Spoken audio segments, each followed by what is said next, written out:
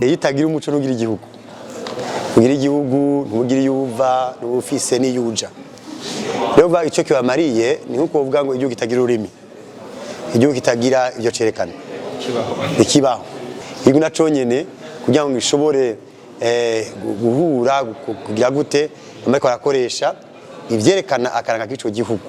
Hari n'igihe babakeneye gushimira abitwaye neza muri ico gihugu. Bateza gukoresha ibiranga akaranga k'ico gihugu. Rero iyo bidashizwe imbere nuko twaba dusanga dafise ibikoresho bigaragara bidutandukanya n'ibindi bihugu mbere abariko barabikora ugasanga ntibagenda igihugu cabo ntibaza imbibe ntibaza bakigwaniye ntibaza bacitangiye ntibaza bakera ivyo bakoresha ivyo bambara ivyo bafungura ugasanga twinjiramwe n'ibi na biriye.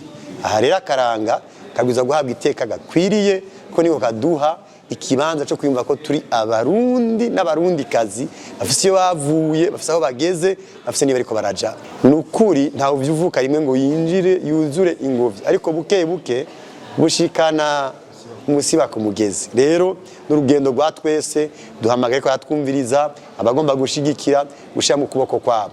Hanyuma na leta y'u Burundi mwabonye ko yari ngaha hariho ubutumwa yagitwaye kandi ari byo yavuze ati turavye ibiko biragenda guki imbere ni heza cyane kandi baratubwiye bati tube abantu bahesha agaciro ivyo barimwo.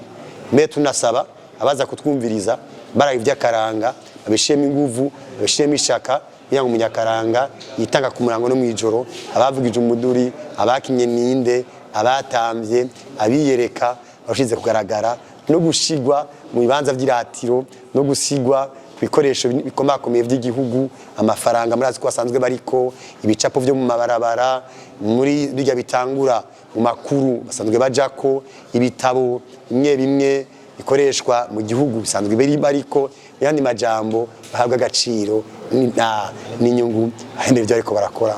Nta handi hantu tubona twoshira inguvu atari mu karanga ko akaranga niko dukoresha iyo turiko turakeza dufate dukeza bibarutse murabizi ko dutera impundu gutsimba tazuri mu Kirundi murabizi ko tahanze ko bikorera bidaciye mu guhibongoza bidaciye mu karanga nta muntu ashaka kuririmba mu vy'akaranga muri mva mahanga nibishoboka ukoresha urimi kavukire kigira kandi nuko hagati yacu muri twebwe twama twaza none aba bantu ko bakora ku murango no mwijoro bamugasanga avuza imiduri mwibarabara ni gute twoshaye ikintu nato bari blue yonyene nabandi bozamwe ama societe harahari hirya no hino mbe kubera iki tutosanga intebe bita amagaba tutosanga ikaye yanditse ko umutimbo canke umurisho uravyumva namwe abanyakaranga ama societe batawe gukoresha abantu b'umuduri ukumenyekanisha ibintu byabo hirya no hino yandi majambo